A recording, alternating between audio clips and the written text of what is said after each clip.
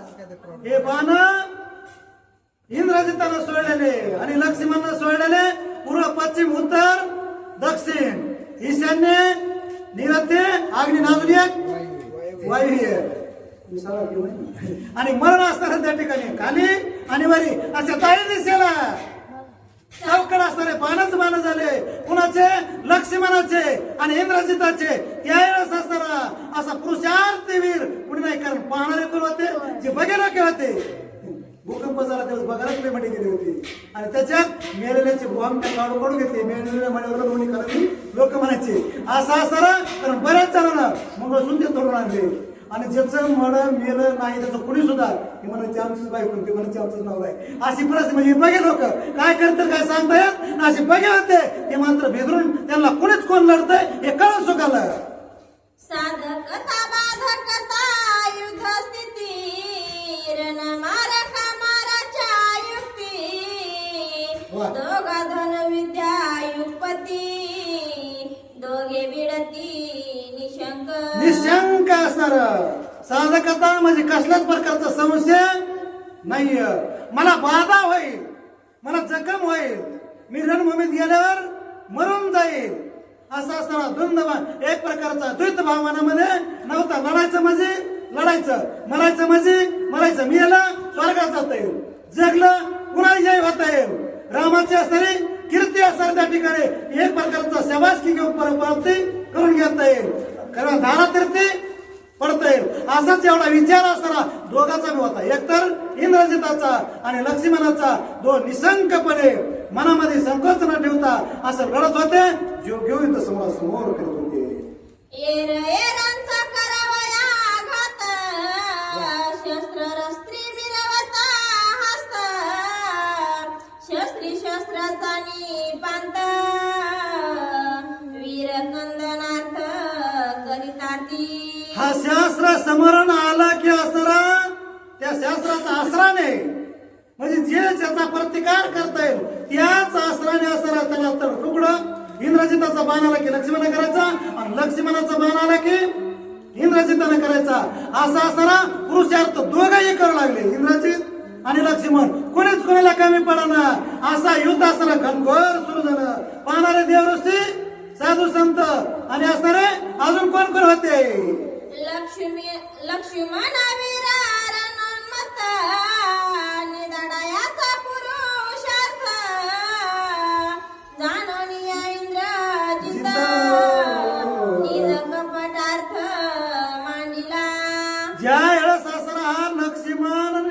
एक प्रकारचा निश्चित युद्ध आहे पुरुषार्थ करणार आहे किती बाण सोडलं तरी आपल्या अंगाकडे एक बाण येऊ दे नाहीये म्हणून असताना इंद्रजितानं पुन्हा विचार केला आणि आपल्या खानदानी धंद्यावर पुन्हा असताना गेला म्हणजे कपट येऊन जाऊन त्याच्या खानदानात काय होतं रावणाच्या कुळामध्ये फक्त रावणापासून पुढं कपट करणं षडयंत्र करणं आणि चांगली वस्तू दिसतं ते उचललं गुप्त झाला आणि गुप्त होऊन कुठं गेला ते ऐका बाणी झाकिले रवी रणी पडता अंधार गुप्त केला रहावर अशोयंत्य समावेत ज्या एवढे बाण सोडले इंद्रजितानं एवढे बाण सोडले सूर्याचं किरण सुद्धा असताना खाली येऊ दिलं नाही आमदार असताना प्रचार केला कुठंतरी उजेड पाहिजे अशी अपेक्षा निर्माण झाली आणि तेरशेनं रथ गुप्त केला ते बी घोड्या असेल सारथे असेल रथ गुप्त केला अंतर्धान पावला आकाशामध्ये जाण्याच्या इचारा मेघ जिननी विविध नाव पावला मेघनाद त्यांचे पृष्ठावरी संवाद बाण सुबुद्ध विनित त्या वेळेस हा इंद्रजित स्वतः त्यानं मेघ जिंकला होता म्हणजे पाऊस सुद्धा जिंकला होता त्याचं नाव मेघनाद होतं अगोदर काही त्याचं सुरुवातीला नाव ते मेघासारखं गरजलं होतं आभाळासारखं गरजलं होतं म्हणून मेघनाद होतं त्यानं इंद्रदेवाला जिंकलं मेघाला जिंकलं आणि म्हणून त्याला हमेशा करता त्याचं लपायचं ठिकाण ढगाच्या आड आणि ढगाच्या आड जाऊन असताना लक्ष्मणाच्या दिशेनं बाण सोडू लागला तर लक्ष्मणाला काय करावं तेव्हा असताना विचार आला तू ऐका इंद्रजित जाणानी मेघा पृष्ठी दुर्धर वर्ष बाणा लक्ष्मण मारिन उठा उठी वानर कोटी समवेत त्या वेळेस असताना हा वानर कोट्यान कोटी जेवढे आलेत का तेवढ्याला मला एकाला जाऊ देत नाही. लक्ष्मणाला मारतो, त्याच्याबरोबर जेवढे आलेत फौजा तेवढ्याचा काटा काढतो. असं असताना इंद्रजित बोलू लागला, पण बोलून काय होत नाहीये. बोलाचीच काढीन बोलाचाच बात जेव्हा पोटभर या आमच्या लागला कशाला. चला जेने मार्गे आले ती येथ तो बाने अच्छा दिला लंका पथ पावन शंकर गुणथ तुम्हा प्रणंत जेवढे असणारे या ठिकाणी आलात तेवढे असणारा इंद्रजित म्हणू लागला, आज रामाला पाहू देत नाहीये, रामाची तुमची आज भेट होऊ देत नाहीये. लक्ष्मण असेल, वानर असेल आणि हनुमंता बरं हे सगळं बोलायच होतं का ह्याच्यात काही खरं. कारण जीव आतापासून बोललाय ते इंद्रजितानं खरं कोणचं केलं नाहीये. कुंटली रामाची भेटी कुंटली श्रीरामाची सी गोष्टी येथे माझी या बाणवृष्टी उठा उठी मरल उठा उठी असताना तुम्ही जेवढे आलात तेवढे आता मेल्या शिबिरात नाही. इंद्रजित असताना म्हणू लागला, कारण आता रामाची भेट घाट रामाचा असणारा तोंड सुद्धा तुम्हाला पाहू देत नाहीये. असा बराच काय बडबड बडबड करू लागला, पण हे सगळं बोलाचीच असणारी आमटी होती, याच्यात काही तथ्य नव्हतं. ऐकता इंद्रजिताचे गर्जना क्रंदला विभीषणा निशाचरे केला छळना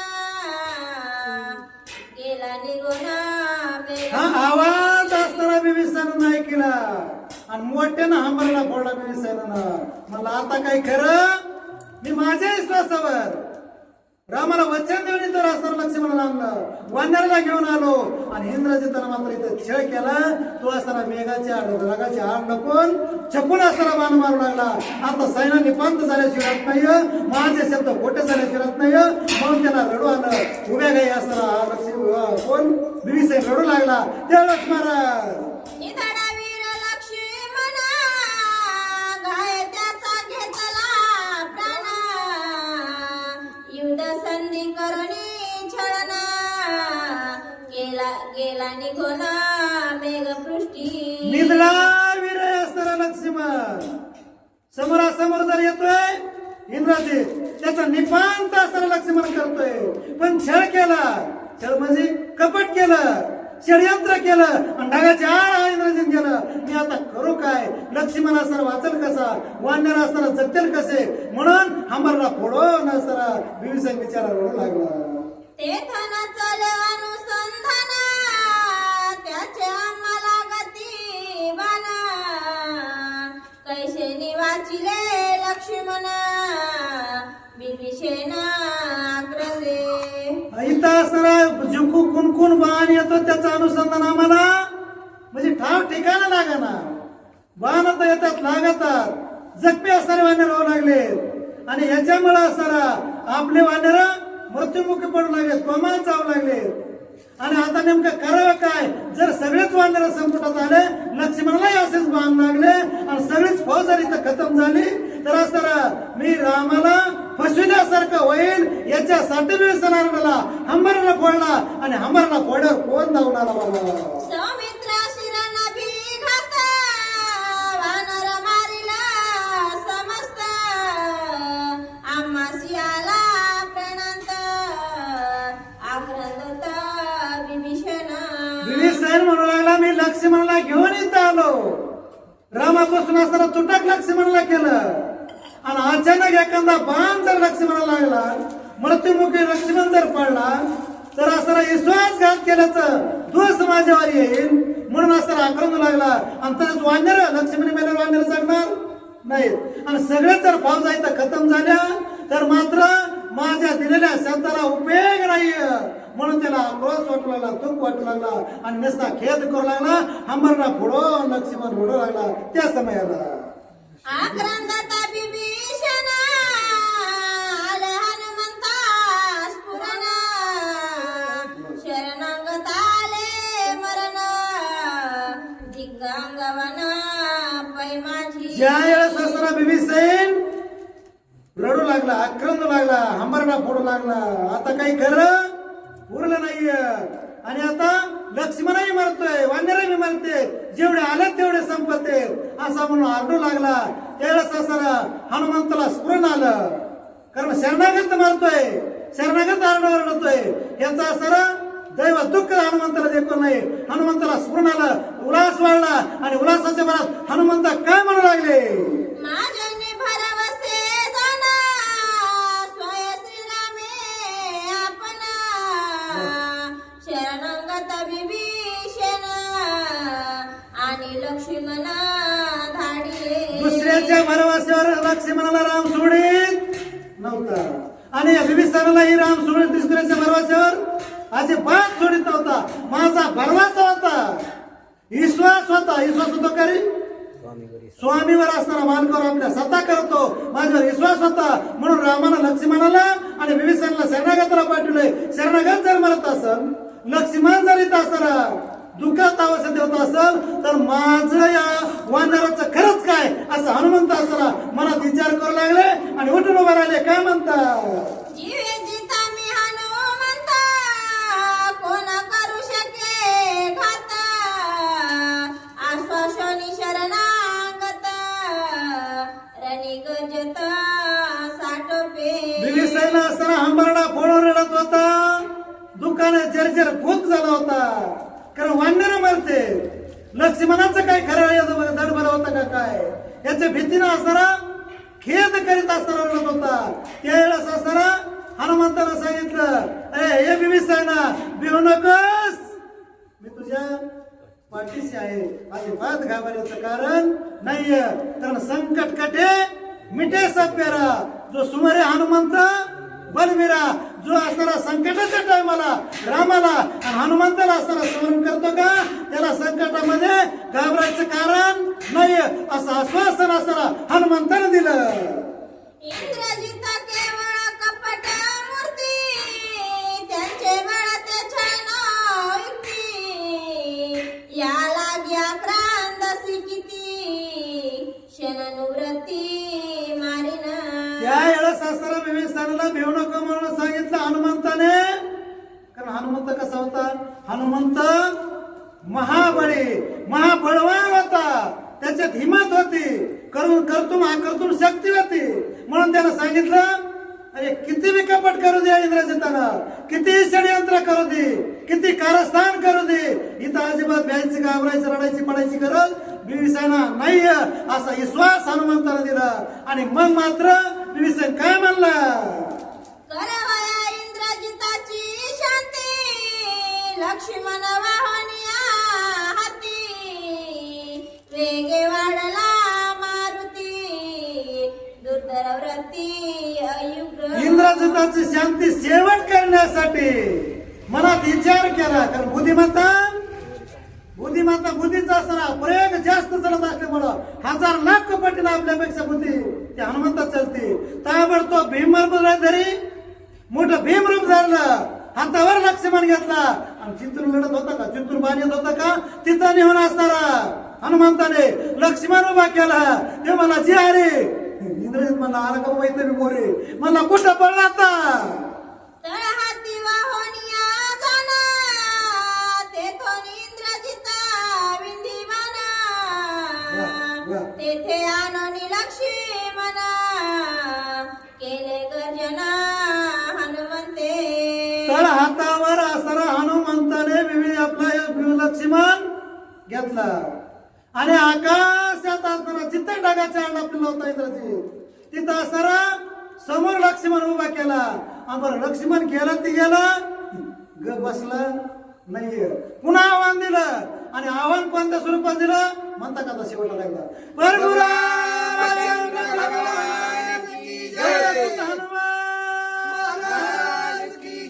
अशी गर्जना केली. लक्ष्मण नसतो आलो तर बरं झालं असतं, कारण लक्ष्मणाने बऱ्याच वेळेस त्याला सोडलं होतं. कुणाला जवळचं नातं होते, कुणाचं होतं लक्ष्मणाचा खऱ्या अर्थानं हा जावाई होता. कोण, इंद्रजित.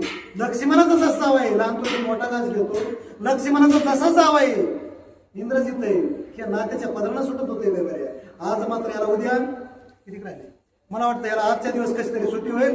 पुन्हा लय बऱ्या किती बऱ्या जावं असो नाही कुणी असो एकदा लय गुन्हे करायला ठोकला का पुन्हा वळवळ फिरत नाही. त्याच्यामुळे एकदा त्याला चमत्कार नमस्कार दाखवाच लागतो. पण अजून एक जावा येतात होता कोण रामाचा सुद्धा सरा राजारावर जवळच होता हे. कारण ज्याला राम कळतं त्याच्या लक्षात येईल. कारण ज्याला भगवान विष्णू नारायणानं मंडोदरी कशाची निर्माण केली आपल्या ओटीची आपल्या अंगातून तयार केली. मग मंडोदरी कन्या कोणाची झाली विष्णूची. आणि रामाची कोण आहे ती मग राजाराव रामाचा कोण आहे हे जावाई होते म्हणून पुन्हा पुन्हा निष्ठत होते. बाकी एकाला सुद्धा सुट्टी दिली नाही एकाला सुद्धा सुट्टी दिली नाही. पण जावायला मात्र सोडलं एक दोन महिन्यात सोडलं. पण पुन्हा त्यांना सुद्धा लयच खोड्या करायला लागलं. जावाई असो नाही तो बाबा असो कुणी बी असो नाही तर गुरु असो. महाभारतात द्रोणाचार्य भीष्माचार्य पितामह असो त्यांना सुद्धा सोडलं नाही. संपलंय म्हणून बोललो चला पुढं. ऐकोनी हनुमंत गजरा प्रत्यक्ष देखोनी वानरा येथेही आणला सौमित्र निशाचर रचकला. ज्यावेळेस इंद्रजिताने आकाशामध्ये तळहातावर या हनुमंताच्या लक्ष्मण पाहिला आणि पाहिल्याबरोबर असताना म्हणला बाबा इथं बी असणारा लक्ष्मण आला. कारण लक्ष आणि मन असणारा ज्याचा एका मनानं ध्यानानं असणार होतं तो लक्ष्मण माझ्या समोर आलाय. हे मला सुट्टी दे नाही. मी आता करू काय युद्ध करू का पळून जाऊ नेमका असणारा आता काय विचार करू सांगा. मी काय करू संसार करू का परमार्थ करू आरती करू नेमकं उठून जाऊ का पुन्हा वाचू मी काय करू. आणि असा असणारा विचार ते म्हणणं काही करू नको. आजचे दिवस आयुष्य तुझं शिल्लक आहे आयुष्य तुझं शिल्लक आहे. आजच्या दिवस राहावा पण उद्या काय होईल तुझं सांगता येत काय होईल नाही. म्हणजे रणभूमीत कोसळणार आहे. उद्या नारळ सुद्धा शिल्लक ठेवायचं फोडायला. कारण इंद्रजित 33 कोटी देव त्याला घाबरतात. आणि तो असणारा राजा रावणाचा उजवा हात आहे. याच्याच जीवावर 33 कोटी देव जिंकले आणि त्याच्याच जीवावर याला युद्ध मांडलं होतं.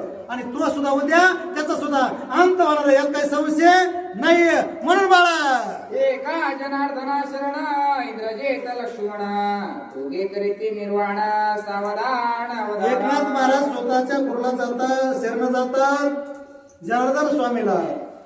त्याच असताना नाथबाबाची आता सृष्टी फुल भरली आहे. काल उद्या काला काय सरपंच झाला काल जरा काला. आणि असं असताना काला आता लोक कालपासून माघारी फिरले. कारण त्यानंच असताना हे काय लिहिलं हा रामायण लिहिलं म्हणजे नाथबाबांनी लिहिलं त्यांची सृष्टी आहे. त्यांचंच असताना त्या ठिकाणी मोठा उरुस आहे यात्रा आहे. यात्रा म्हणतात अशा यात्रेला. आणि अशी यात्रा फुल भरली. त्यानं आपल्या गुरूंच्या आशीर्वादानं हा ग्रंथ लिहिला. म्हणून तिथं वनवासाला जायचं म्हणून तिथं असताना नाथाच्या दर्शनाला जायचं म्हणून आपणच गेलो तसं नाही. अर्धा महाराष्ट्र तिथं उमटला आहे. आणि असताना त्यांचा असताना एक प्रकारे आपण त्यांचीही शरणागती पत्करू त्यांनाही नमस्कार करू. आणि मी सुद्धा दादा माऊलीला पुन्हा पुन्हा नमस्कार करतो. काही चुकलं असेल हुकलं असेल बोलण्याच्या वगैरे त्या कंदा शब्द गेला असेल मंत्र म्हणाला होतो म्हणून मी मंत्री काही तांत्रिक अजिबात नाही. कारण काय येईल शब्दाला तोंडाला हे सांगता येत नाहीये. पण असं काही चुकलं असेल हुकलं असेल आपल्या वटीत टाका वटीत घेतो वडवलीत जाऊन पुढावर सोडतो म्हणजे वारीनं सगळ्या पुन्हा वडवलीत मागून. आणि असं असताना पुढं नाथ बाबा काय म्हणतात तेवढं ऐकाय तेवढे श्री बाबांतरामाने